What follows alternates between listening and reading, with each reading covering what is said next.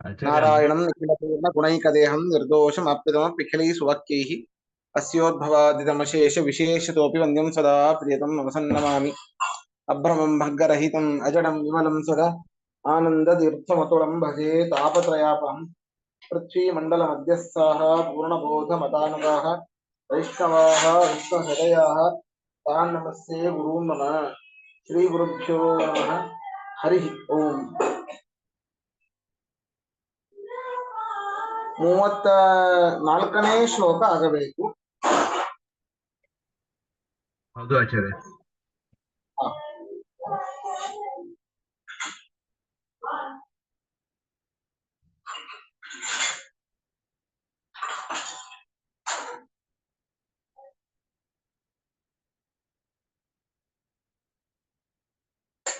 ನೋಡಿ ಮುಂದಿನ ಶ್ಲೋಕ ಎಷ್ಟು ಅದ್ಭುತವಾಗಿದೆ.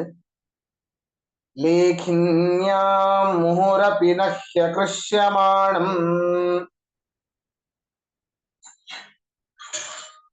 ನಾಪ್ಯೇಕಂ ತನುರುಹಮಸ್ಯ ತೂದಪಾಟಿ ನಾಸಾಗ್ರೇ ಮೃದು ನಿಕೃತೈಶ್ಚ ಮುಷ್ಟಿಘಾತೈಃ नास्येन्दोरतिभिबलिभिः प्रसन्नतासि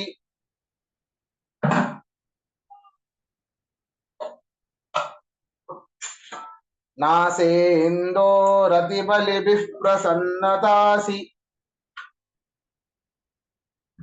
ನೋಡಿ ಹಿಂದೆ ಹೇಳಿದ್ರು ಅನೇಕ ಮಲ್ಲರು, ಒಬ್ಬರಲ್ಲ, ಒಂದು 10-15 ಹಿಂದೆ ಬಂದಂತಹ ಗಂಡವಾಟ ಪೂರ್ವವಾಟ ಆ ಮಲ್ಲರಿಗಿಂತ ಅಧಿಕವಾದ ಉತ್ತರೋತ್ತರವಾಗಿ ಬಲಶಾಲಿಗಳಾದ ಅನೇಕ ಮಲ್ಲರು ಅಗ್ಗಿತ್ತಾಯ,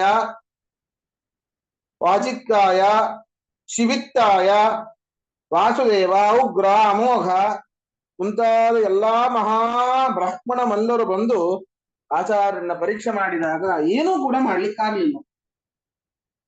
ಕೊನೆಗೆ ಏನು ಮಾಡಬಹುದು ಅಂದ್ರೆ ಅತಿ ಬಲಿಷ್ಠರಾದ ಯುವಕರಂತೆ, ವ್ಯಕ್ತಿಗಳಲ್ಲ, ಯುವಕರು ಒಂದು ಚಿಮಟ ತಗೊಂಡ್ಬರ್ತಾರೆ. ಚಿಮಟ ಅಂದ್ರೆ ಗೊತ್ತಿರಬೇಕು, ಈಗ ಕಾಲಲ್ಲಿ ಮುಳ್ಳು ಸಿಕ್ಕೊಂಡಾಗ ಎರಡು ಅದು ಹಿಡಿಲಿಕ್ಕೆ ಒಂಥರ ಇರ್ತದೆ, ಆ ಮುಳ್ಳನ್ನ ಹಾಕಿ ಆ ಮುಳ್ಳಿಗೆ ಕರೆಕ್ಟ್ ಅದನ್ನು ಹಿಡಿದು ತೆಗಿಬಹುದು, ಹೀಗೆ ಅದನ್ನು ಚಿಮಟ ಅಂತ ಕರೀತಾರೆ. ಅಂತಹ ಚಿಮಟವನ್ನ ತೆಗೆದುಕೊಂಡು ಬಂದು ಜೋರಾಗಿ ಅದುಮಿ ಹಿಡಿದು ಏನ್ ಮಾಡ್ತಾರೆ ಗೊತ್ತಾ, ಈ ಮುಳ್ಳನ್ನ ತೆಗೆದ ಹಾಗೆ ಆಚಾರ್ಯರ ಕೈಯ ಮೇಲೆ, ಬಾಹುವಿನ ಮೇಲೆ ಅಥವಾ ಈ ಒಂದು ಮೊಳಕೈಯಿಂದ ಹಸ್ತದವರೆಗೆ ಇರುವಂತಹ ಭಾಗದಲ್ಲಿ ಇರುವಂತಹ ಕೂದಲನ್ನ ಹಿಡಿದು ಜಗ್ತಾರಂತೆ. ಒಂದು ಕೂದಲನ್ನ ಹಿಡಿದು ಜಗ್ತಾರೆ, ಒಂದೂ ಕೂದಲು ಕೂಡ ಬರೋದಿಲ್ಲ. ಬಲಿಷ್ಠರು, ವಯಸ್ಸಾದವರಲ್ಲ, ಯುವಕರು, ಕೈಯಿಂದ ಜಗ್ಗಿದ್ದಲ್ಲ, ಒಂದು ಸಾಧನವನ್ನ ಇಟ್ಟುಕೊಂಡೇ ಜಗ್ಗಿದ್ದು, ಆದರೂ ಕೂಡ ಒಂದು ರೋಮವೂ ಕೂಡ ಕಿತ್ತು ಬರಲಿಲ್ಲ. ಅಷ್ಟೇ ಅಲ್ಲ, ಸ್ವಲ್ಪ ನಮಗೆ ಏನಾದ್ರೂ ಮೂಗಿಗೆ ನಮ್ಮ ಕೈಯೇನೇ ಸ್ವಲ್ಪ ಜೋರಾಗಿ ಬಿಡಿದ್ರೆ ಕಣ್ಣಲ್ಲಿ ನೀರು ಬಂದ್ಬಿಡ್ತದೆ. ಆಚಾರ್ಯರ ಮೂಗಿಗೆ ಬಲಿಷ್ಠರಾದವರು ಅನೇಕ ಬಾರಿ ಗೊತ್ತಾರಂತೆ. ಇದು ಆಚಾರ್ಯರ ಅಪ್ಪಣೆಯಿಂದನೇ ಆಗ್ತಾ ಇದೆ. ಮತ್ತೆ ಆಚಾರ್ಯರ ಅಪ್ಪಣೆ ಮೀರಿ ಅವರ ದರ್ಶನವೂ ಕೂಡ ಆಗ್ಲಿಕ್ಕೆ ಸಾಧ್ಯ ಇಲ್ಲ ಯಾರಿಗೂ ಕೂಡ. ಆಚಾರ್ಯರ ಇಚ್ಛೆಯಿಂದನೇ ಆಗ್ತಾ ಇದೆ. ಎಲ್ಲರೂ ಬಂದು ಆಚಾರ್ಯರ ಮೂಗಿ ಒಬ್ಬರಾದ ಮೇಲೆ ಒಬ್ರು ಗುತ್ತಾರಂತೆ. ಎಷ್ಟು ಗುದ್ದಿದ್ರೂ ಕೂಡ ಆಚಾರ್ಯರ ಮುಖ ಕಮಲದಲ್ಲಿ ಇರುವಂತಹ ಆ ಪ್ರಸನ್ನತೆ ಎಂದೂ ಕೂಡ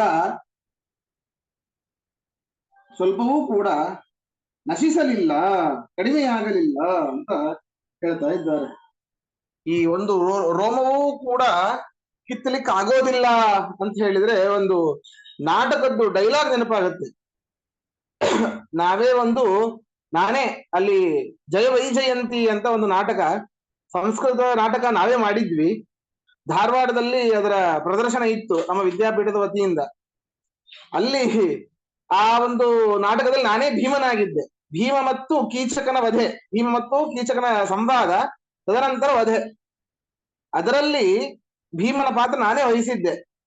ಅದರಲ್ಲಿ ಹೇಳ್ತಾನೆ, ಆಹ್ ಕೃಷ್ಣಾಮೇ ಶಾಮ್ಯತಿ ಅಂತ ಕೀಚಕ, ನನ್ನ ಈ ಒಂದು ಬಾಹುಗಳ ತೃಷೆ ಇವತ್ತು ಕಡಿಮೆ ಆಗತ್ತೆ. ವ್ಯಾಯಾಮ ಸಂವರ್ಧಿತ ಗಾತ್ರೋಸಿ, ಕೀಚಕನ ಡೈಲಾಗ್ ಇದು. ನಿನ್ನ ಶರೀರ ನೋಡ್ತಾ ಇದ್ರೆ ವ್ಯಾಯಾಮ ಮಾಡಿದಂತಹ ಅಗ್ದಿ ದಷ್ಟಪುಷ್ಟನಾಗಿದ್ದ ಭೀಮ, ಇವತ್ತು ನನ್ನ ಈ 2 ಬಾಹುಗಳ ತೃಷೆ ಕಡಿಮೆ ಆಗುತ್ತೆ ಅಂತ. ಅದಕ್ಕೆ ಆ ಭೀಮ ಹೇಳುವಂತಹ ಡೈಲಾಗು, ಅಖಂಡ ಭೂಮಂಡಲೇ ವಿದ್ಯಮಾನ ದಾನವ ಮಾನವ ಸಿಂಹ ವ್ಯಾಘ್ರ ಕರಿ ತುರಗ ಭೂತ ಸರ್ಪ ಪಿಶಾಚಾದ್ಯ ಅಪಿ ಚ ಅಂತರಿಕ್ಷೇ ವಿದ್ಯಮಾನ ಯಕ್ಷ ರಾಕ್ಷಸ ಕಿನ್ನರ ಗಂಧರ್ವ ಸಾಯುಧಾ ಅಪಿ ನಮೇ ರೋಮಾಪಿ ಚಾಲಯಿತು ಕ್ಷಮಂತೆ. ಎಷ್ಟು ಅದ್ಭುತ ನೋಡಿ. ಇಡೀ ಅಖಂಡ ಭೂಮಂಡಲದಲ್ಲಿ ಇರುವಂತಹ ವಿದ್ಯಮಾನ, ಅಖಂಡ ಭೂಮಂಡಲೇ ವಿದ್ಯಮಾನ ಯಕ್ಷ ರಾಕ್ಷಸ ಕಿನ್ನರ ಗಂಧ ಪನ್ನಗಾ ಸಾಯುಧಾ ಅಪಿ, ಯಾರ್ಯಾರು ದಾನವ ಮಾನವ ಸಿಂಹ ವ್ಯಾಘ್ರ ಕರಿ ತುರಗ ಭೂತ ಸರ್ಪ ಪಿಶಾಚ, ಇವೆಲ್ಲ ಭೂಮಿಯಲ್ಲಿ ಇರುವಂತ, ಅಂತರಿಕ್ಷೇ ವಿದ್ಯಮಾನ ಅಂತರಿಕ್ಷದಲ್ಲಿ ಇರುವಂತಹ ಯಕ್ಷ ರಾಕ್ಷಸ ಕಿನ್ನರ ಗಂಧರ್ವಾಹ ಎಲ್ಲರೂ ಒಟ್ಟಿಗೆ ಸೇರಿ ಅವರವರ ಬಲಿಷ್ಠವಾದ ಆಯುಧವನ್ನ ಹಿಡಿದುಕೊಂಡು ನನ್ನ ಮುಂದೆ ಯುದ್ಧಕ್ಕೆ ಬಂದರೂ ನಮೇ ರೋಮಾಪಿ ಚಾಲಯಿತು ಕ್ಷಮಂತೆ, ನನ್ನ ಒಂದು ಕೂದಲನ್ನು ಕೂಡ ಅಲ್ಲಾಡಿಸ್ಲಿಕ್ಕೆ ಆಗೋದಿಲ್ಲ ಅಂತ ಭೀಮ ಹೇಳ್ತಾರೆ. ಹಂಗೆ ಇಲ್ಲಿ ಒಂದು ರೋಮವನ್ನೂ ಕೂಡ, ಆಚಾರ್ಯರ ಒಂದು ರೋಮವನ್ನೂ ಕೂಡ ಇಂತಹ ಬಲಿಷ್ಠರಾದ ಯುವಕರು ಅನೇಕ ಸಾಧನಗಳಿಂದ ಶತಪ್ರಯತ್ನ ಪಟ್ಟರೂ ಕೂಡ ಕಿತ್ತಲಿಕ್ಕೆ ಆಗಲಿಲ್ಲ. ಎಷ್ಟೇ ಬಾರಿ ಮೂಗಿಗೆ ಮುಷ್ಟಿ ಘಾತ ಮಾಡಿದರೂ ಆಚಾರ್ಯರ ಮುಖ ಕಮಲದಲ್ಲಿ ಪ್ರಸನ್ನತೆ ಕಡಿಮೆ ಆಗಲಿಲ್ಲ ಅಂತ ಇದರಲ್ಲಿ ಹೇಳ್ತಾ ಇದ್ದಾರೆ. ಇದು ಡೈಲಾಗ್ ನೆನಪಾಯಿತು, ಆದ್ರಿಂದ ಹೇಳಿದೆ ಅಷ್ಟೆ. ಸರಿ, ಪದಚ್ಛೇದ ನೋಡಿ. ಲೇಖಿನ್ಯಾಂ ಮುಹುಃ ಅಪಿನಹ್ಯ ದೃಶ್ಯಮಾಣಂ ನ ಅಪಿ ಏಕಂ ತನುರುಹಂ ಅಸ್ಯ ತು ಉದಪಾಟಿ ನಾಸಾಗ್ರೆ ಮೃದುನಿ ಕೃತೈಶ್ಚ ಮುಷ್ಟಿಘಾತೈಃ ನ ಅಸ್ಯೇಂದೋಃ ಅತಿಬಲಿಭಿಃ ಪ್ರಸನ್ನತಾ ಅಸಿ. ಆಸಿ ಅರ್ಥ ನೋಡಿ. ಅತಿಬಲಿಭಿಃ, ಅತಿಬಲಿಭಿಃ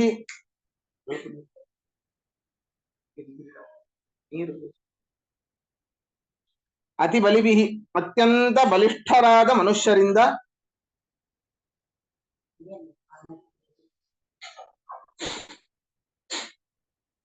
ಅತ್ಯಂತ ಬಲಿಷ್ಠರಾದ ಮನುಷ್ಯರಿಂದ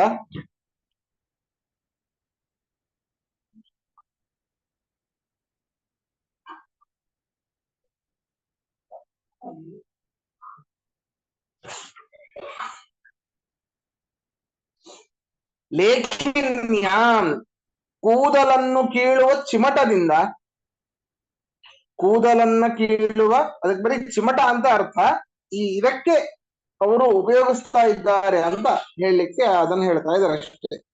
ಲೇಖಿನ್ಯಾಂ ಇಲ್ಲಂದ್ರೆ ಬರೀ ನೀವು ಚಿಮಟದಿಂದ ಅಂತ ಬರ್ಕೊಳ್ಳಿ ಸಾಕು. ಚಿಮಟದಿಂದ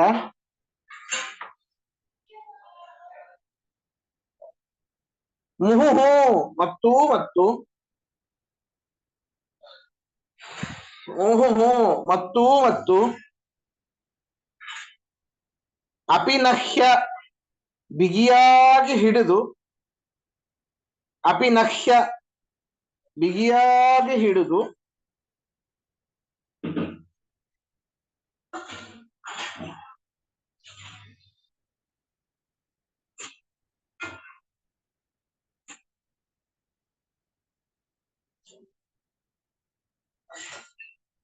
ಕೃಷ್ಯಮಾಣಂ ಅಪಿ, ಕೃಷ್ಯಮಾಣಂ ಅಪಿ ಎಳೆಯಲ್ಪಟ್ಟರೂ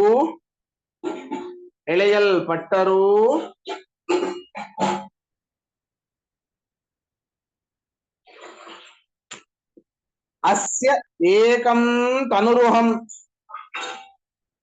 ಅಸ್ಯ ಏಕಂ ತನುರುಹಂ.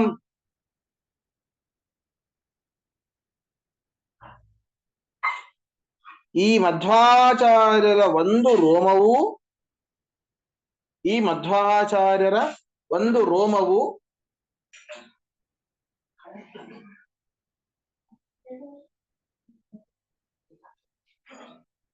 ನತು ಉದಪಾಟಿ, ನತು ಉದಪಾಟಿ ಕೀಳಲ್ಪಡಲಿಲ್ಲ. ಅದು ಉದಪಾಟಿ.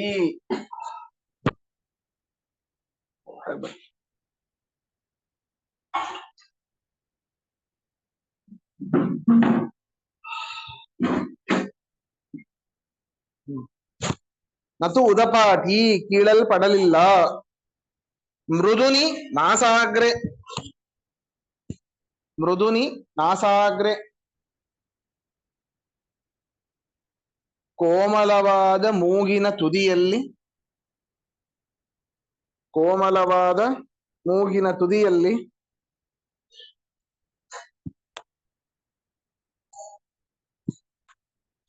ಕೃತೈಃ ಮುಷ್ಟಿಘಾತೈಃ, ಕೃತೈಃ ಮುಷ್ಟಿಘಾತೈಃ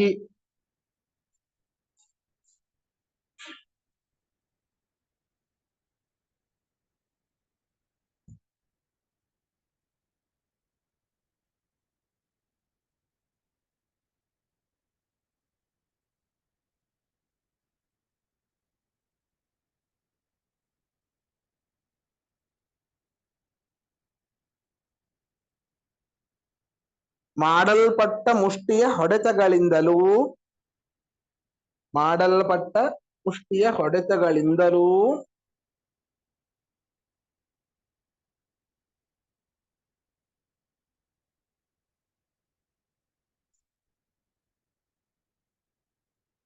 ಅಸ್ಸೇಂದೋಹೋ,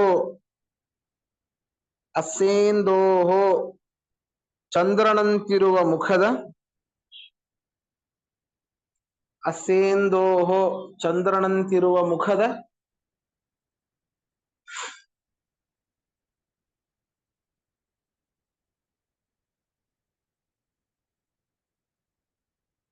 ಪ್ರಸನ್ನತಾ ಉಲ್ಲಾಸವು,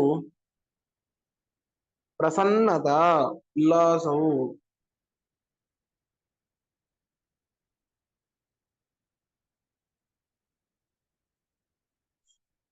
ನ ಆಸಿ ತಿರಸ್ಕರಿಸಲ್ಪಡಲಿಲ್ಲ, ನ ಆಸಿ ತಿರಸ್ಕರಿಸಲ್ಪಡಲಿಲ್ಲ.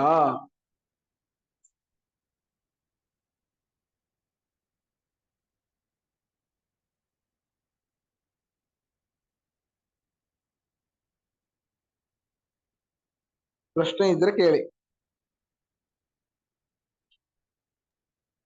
ಆಚಾರ್ಯರೇ, ಹೇಳಿ. ತನುರುಹ ಅಂದ್ರೆ ಕೂದಲು ಅಂತ ಅರ್ಥ ಬಂತಲ್ವಾ? ಹೌದು. ತನು ದೇಹ, ರುಹ ಅಂದ್ರೆ ಹುಟ್ಟಿದ್ದು ಅಂತನಾ? ಏನರ್ಥ ಅದು? ಹೌದು, ಅದರಲ್ಲಿ ಆ ಚರ್ಮವನ್ನ ಸೀಳಿ ಹುಟ್ಟಿದ್ದು ಅಂತ. ಹಾ ಹಾ. ತನು ದೇಹ, ದೇಹದಿಂದ ದೇಹದಲ್ಲಿ ಹುಟ್ಟಿದ್ದು ಅಂತ ಅರ್ಥ ತಗೋಬೇಕಾದು ರುಹ. ಅದು ರುಹ ಅನ್ನೋ ಶಬ್ದಕ್ಕೇನೆ ರುಹ ಬೀಜ ಜನ್ಮನಿ ಪ್ರಾದುರ್ಭಾವೇಚ ಅಂತ ಅದರ ಅರ್ಥ. ಈಶ ರುಹ ಬೀಜ, ಈಗ ಬೀಜ ಹೇಗೆ ಮಣ್ಣಲ್ಲಿ ಹಾಕಿದಾಗ ಅದು ಮಣ್ಣನ್ನ ಸೀಳಿ ಹೊರಗಡೆ ಬರುತ್ತೆ, ಹಾ ಹಾ ಹಾ. ಹಾಗೆ ಈ ಕೂದಲು.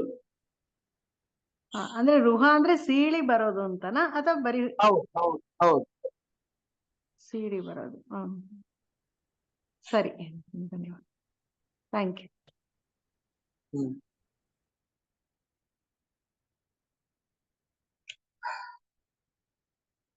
ಸರಿ, ಮುಂದೆ ಹೋಗೋಣ. ಪಂಚಾಸ್ಯ ಸ್ವಭಿರಿವಹಿ ವಿಹೀನ ಸಾರೈಃ ಅಂಬೋಧಿರ್ ನಗಸರಿತಾಂ ಜಲೈರಿವಾಲ್ಪೈಃ ಖದ್ಯೋತೈರಿವತರಣಿರ್ವಿಡಂಬಯನ್ೃನ್ ಛೀ ಸ್ವಸಮನರೈರ್ವ್ಯವಹಾರತ್ ಸಹ.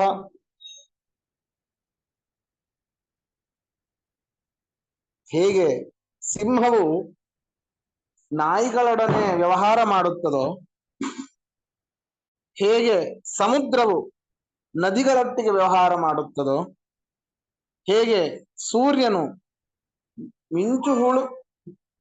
ಮಿಂಚು ಹುಳುಗಳನ್ನ ವ್ಯವಹಾರ ಮಾಡುತ್ತೋ, ಮಿಂಚು ಹುಳುಗಳ ಒಟ್ಟಿಗೆ ಸೂರ್ಯನು ವ್ಯವಹಾರ ಮಾಡುತ್ತಾನೋ, ಹಾಗೆ ಆಚಾರ್ಯರು ಮಾಡಿದರು. ಏನಿದು?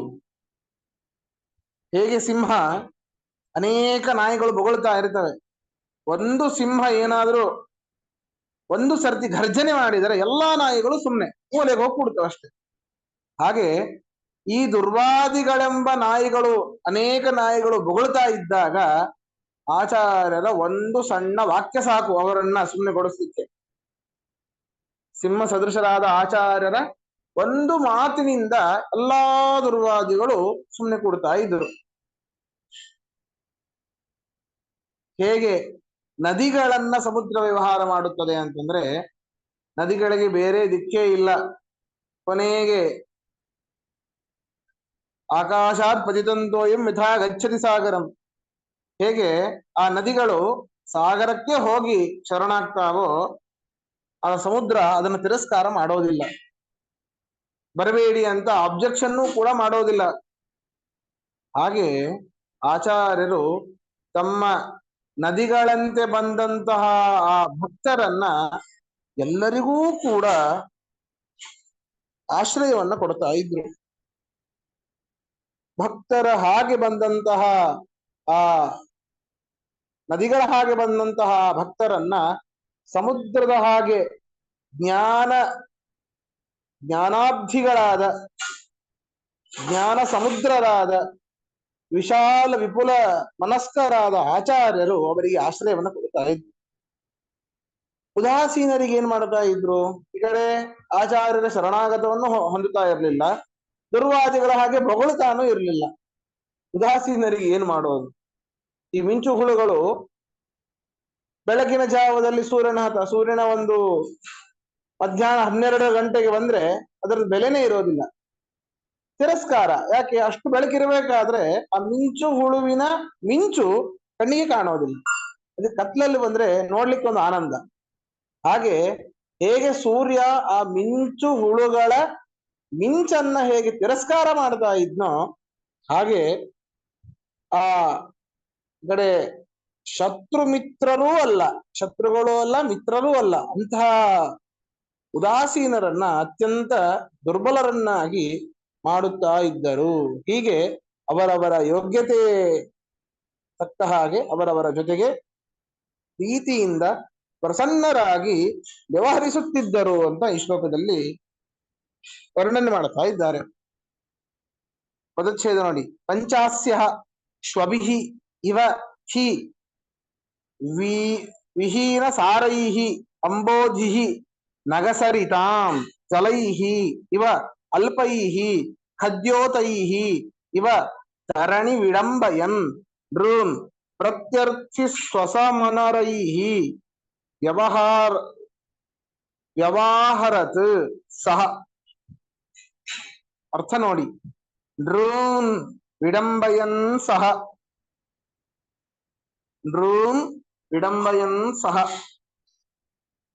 ನೋಡಿ, ಸಾಕ್ಷಾತ್ ವಾಯುದೇವರೇ ಆಗಿದ್ದರು ಆಚಾರ್ಯರು, ಮನುಷ್ಯರ ಹಾಗೆ ವ್ಯವಹಾರ ಮಾಡ್ತಾ ಇದ್ದಾರೆ.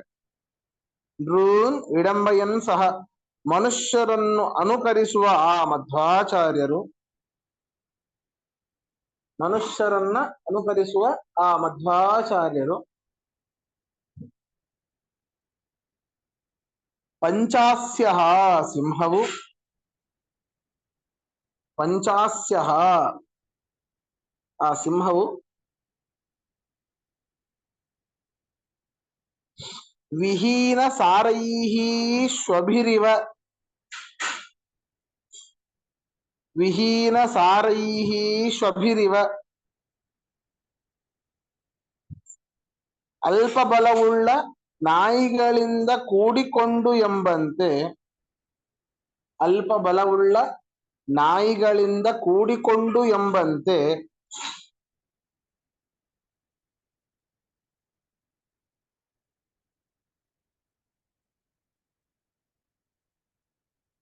ಹಿ ಆಶ್ಚರ್ಯವು ಹಿ ಆಶ್ಚರ್ಯವು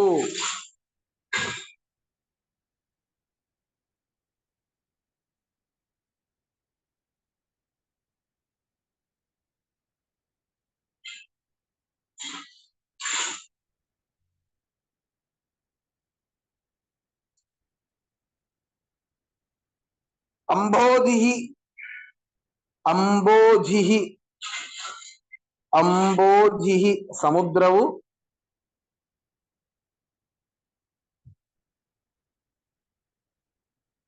ಅಂಬೋಧಿಹಿ ಸಮುದ್ರವು ಅಲ್ಪೈಹಿ ನಗಸರಿತಾಂ ಅಲ್ಪೈಹಿ ನಗಸರಿತಾಂ ಸ್ವಲ್ಪವಾದ ಬೆಟ್ಟದ ನದಿಗಳ ಸ್ವಲ್ಪವಾದ ಬೆಟ್ಟದ ನದಿಗಳ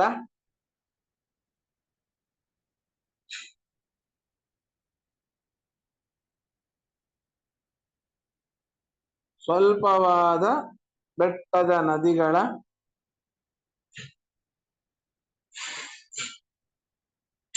ಜಲೈಹಿ ಇವ ಏನು ಪ್ರಶ್ನೆ ಇದೆ ಅಲ್ಪೈಹಿ ಅಲ್ಪೈಹಿ ಆದ್ಮೇಲೆ ಏನು ಅಂಬೋಧಿನ ಅಲ್ಪೈಹಿ ನಗಸರಿತಾಂ ಸರಿ ನಗಸರಿತಾಂ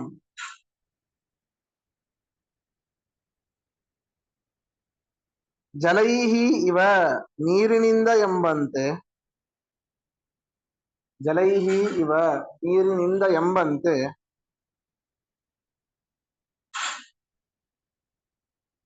ತರಣಿಹಿ ಸೂರ್ಯನು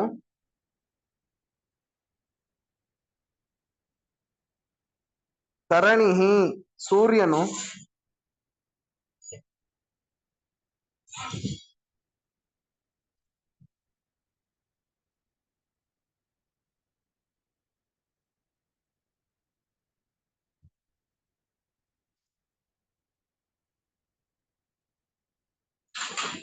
ಖದ್ಯೋತೈಹಿ ಇವ ಖದ್ಯೋತೈಹಿ ಇವ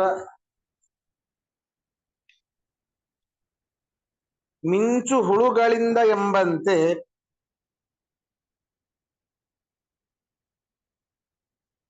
ಮಿಂಚು ಹುಳುಗಳಿಂದ ಎಂಬಂತೆ ಪ್ರತ್ಯರ್ಥಿ ಸ್ವಸಮನರೈಹಿ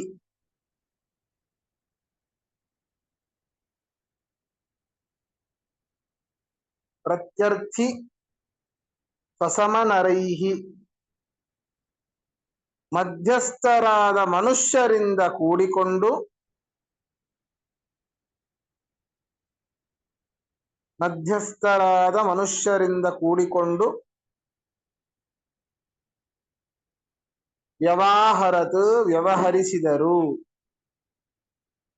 ವ್ಯವಹರತ್ ವ್ಯವಹರಿಸಿದರು ಪ್ರಶ್ನೆ ಇದ್ರೆ ಕೇಳಿ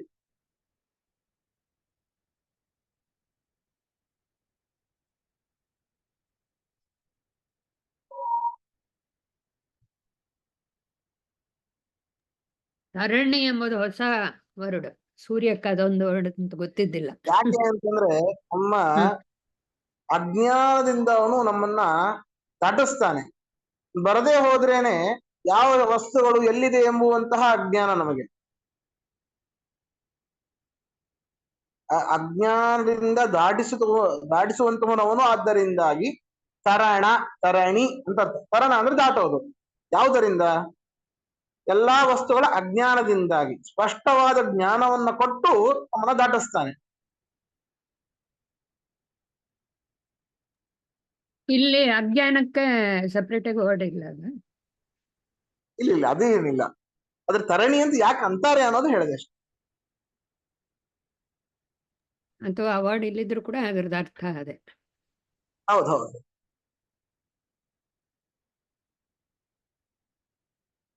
ಸರಿ ಹಾಗಾದ್ರೆ ಇವತ್ತಿನ ಪಾಠ ಮುಗಿಸೋಣ ಶ್ರೀಕೃಷ್ಣಾರ್ಪಣಮಸ್ತು ಮಧ್ವೇಶ